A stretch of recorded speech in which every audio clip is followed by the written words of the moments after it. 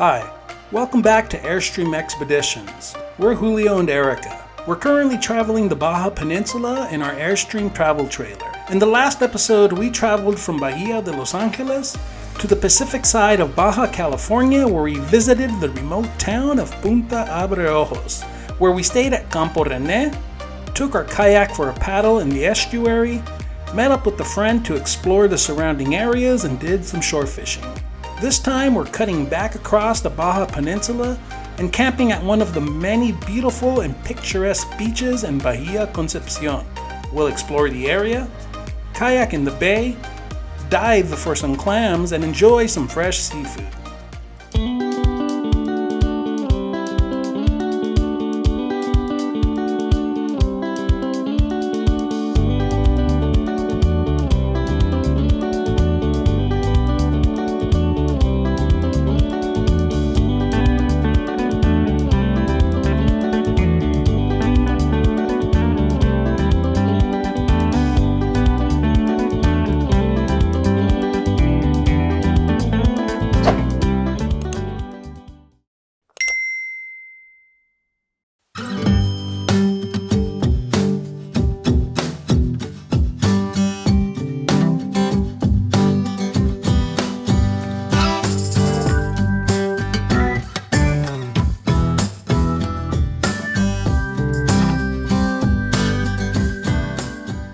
It was difficult having to pick up and leave such a peaceful and serene place like Campo René, but we had a lot to look forward to in Bahia Concepcion.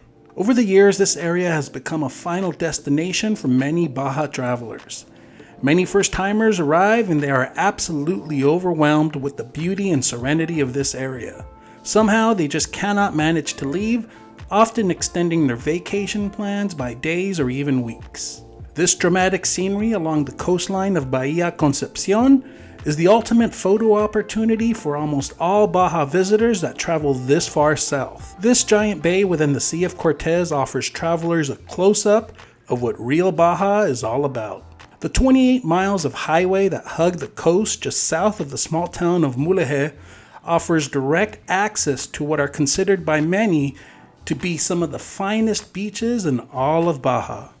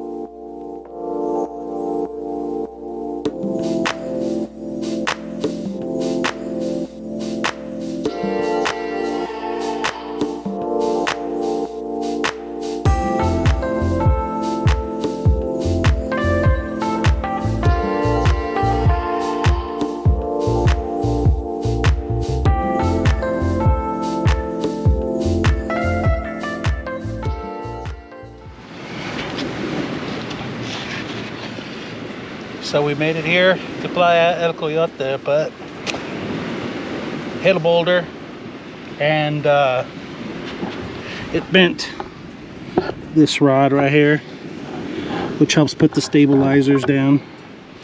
So it's still operable, but gonna have to get that fixed.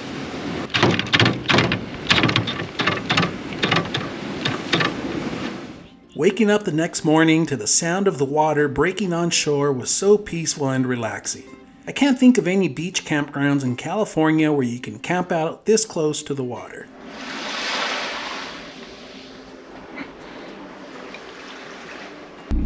about 7:45 a.m. Erica's ready to go. Ready for clams and scallops, if we can find them. The beaches in Bahia Concepcion attract many RV campers from all over, especially in the winter months. We ran into so many campers from Canada. They leave the cold winters back home for the 75-degree average temperatures here throughout the winter. Vendors roam the beaches selling anything from food, potable water, blankets, and trinkets. Y tamales. Las empanadas son de carne deshebrada. Mira, puede ver. ¿Cuántos cada empanada? A 30 la pieza. Later that morning, we connected with Juan Carlos, owner-operator of El Burro Baja Tours. Juan Carlos took us on a boat tour of the bay. He also showed us some secret spots of his for harvesting clams and scallops.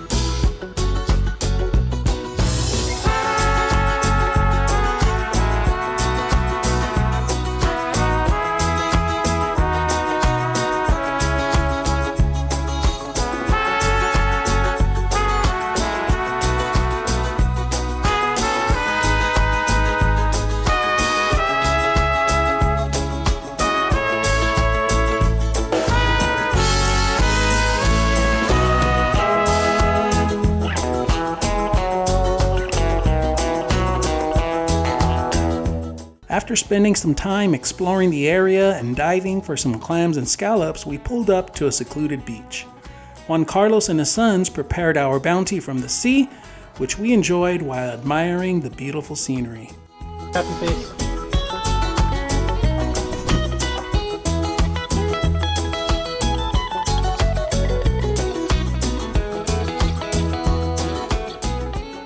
We had a great time out in the water and exploring the area. If you ever have a chance to visit Bahia Concepcion, don't forget to look up El Burro Baja Tours. Juan Carlos and his sons are great people and we had a blast. How can you eat those without milk? Like this. Quite delicious. Are they magically delicious? Mm-hmm. The next morning we woke up, had breakfast, and decided to go for a swim. The water was a little chilly and we noticed the water beginning to change color to a greenish tone.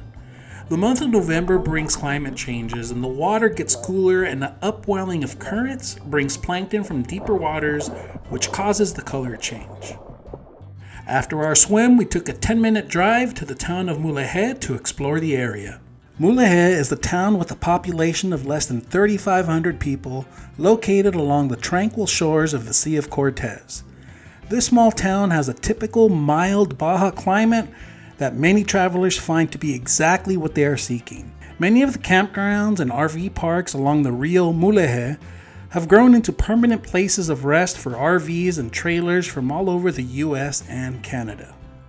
After exploring the town, we made a pit stop at the Mulegé Brewing Company, which serves up local craft beers and some great appetizers. We had a few ice-cold beers before heading back to camp. The next morning, after watching the sunrise, we decided to hitch up and drive down the road just 5 minutes to Playa Los Cocos. This beautiful beach tends to be much less windy than the other beaches because of its protected cove. And just like Playa El Coyote, it's dry camping and it's only $10 a night to camp. The waters here are quite shallow and it's great for kayaking or paddleboarding because you can see lots of sea life. At low tide, you can dig for clams and find dinner for the night. We left Laredo this morning, came to Playa Los Cocos, which is a few beaches down from where we stayed last time, which was Playa El Coyote. It's a pretty nice campground or beach. It seems that the water is clear here because Juan Carlos told us that this is a good place when it's windy because it's a cove and it blocks the northerly winds that happen typically in November. So that's why the water's clearer, it's not as churned, and I think we made a good choice. Later that evening, we enjoyed dinner while taking in the beautiful view. And once the sun set, we enjoyed a night of stargazing. During the month of November in this area of Baja, the sun sets rather early, typically around 5:30 p.m. We found that most nights we were in bed by 8 p.m., which meant that we were able to wake up and watch the sunrise almost every single day with no problem. One of our favorite things about traveling is not just the places that we get to see, but also the people that we meet along the way. As we were watching the sunrise, we met Francisco on his morning walk. Francisco and his wife have been coming to this beach for over 44 years, and they actually had their first date here. He mentioned that he caught plenty of fish the prior day and had invited Erica and I for dinner later in the day. ¿Traes gancho para las hachas? ¿Sí sabes sacar hachas? Sí, sí, pero vamos a buscar almejas. No tenemos ganchos para las hachas, pero sí tenemos una navaja para sacar la carne. Pero o los largos. A veces te puedes encontrar. ¿Las largas? Llévate unos guantes. Porque a veces que la hacha está así la hacha, y sale un poquito de hacha así y lo demás está enterrada. Entonces le quitas nada más así, le quitas la arena y con los guantes la agarras así y la giras, le trozas la raíz porque está enraizada, ¿no? La giras y ya la sacas. Y la sacas. ¿Encontramos algo? Te podrías encontrar alguna a lo mejor a donde van, pues, porque a veces te encuentran una. Pues sí, si encuentran una ahí la compartimos. Sí, está bien. Sí, pero ¿tienes guantes? No, se nos olvidaron los guantes, nomás traemos el snorkel, las aletas y... Te voy a prestar uno. ¿Qué otra cosa se ocupa? Porque no solo sacar almeja, está bien. Te voy a traer los guantes, porque mira, si llegas a encontrar una hacha, lástima que la dejes ahí. Se necesita guantes para sacarla. Ahorita te traigo. So Francisco brought us the gloves, we inflated the kayak, and we started paddling to a small island just offshore. We took our game bag in hopes that we would harvest some clams for dinner later that day.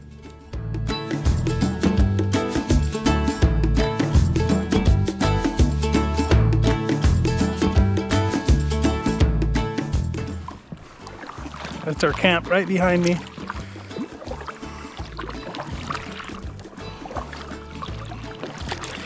And we're headed for that island.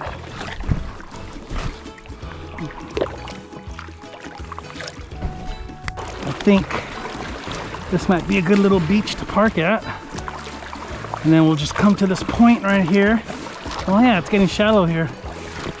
Or is that we can park our kayaks here and then go snorkeling. Over there. Okay. There's rocks, so I guess over there is better park. We arrived at this little cove.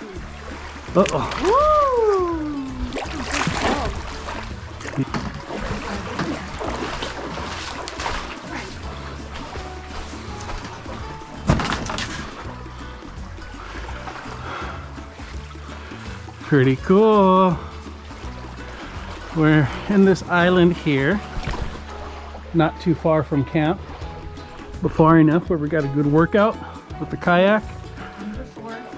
Straight ahead is our camp around that cove. Little beachy parked at here. Off with the life vests. Got my mask, snorkel fins, my gloves, and my little clam pick.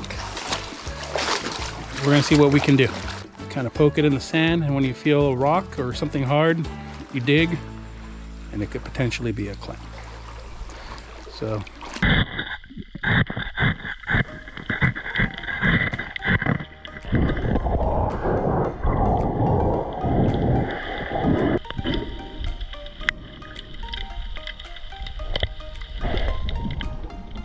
There's Erica doing some snorkeling. Pretty. Yeah, it's very pretty. Better over here. Yeah, let's just cruise around the island, see what we can find. Over there. Yep, so many clams. There has to be somewhere. Yep, we just gotta find them, honey.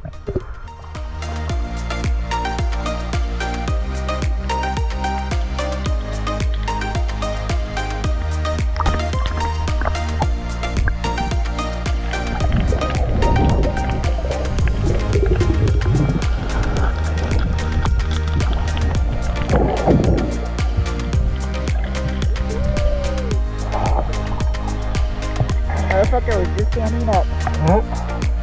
Okay, 3 more. Finally, did not come up empty-handed. This here is a almeja reina, queen clam. Looks like a chocolate, but a little rounder, bigger, and heavier. So that's one. But we're gonna try to find at least a few more. I didn't bring my bag, so I'm gonna have to stuff it down my wetsuit.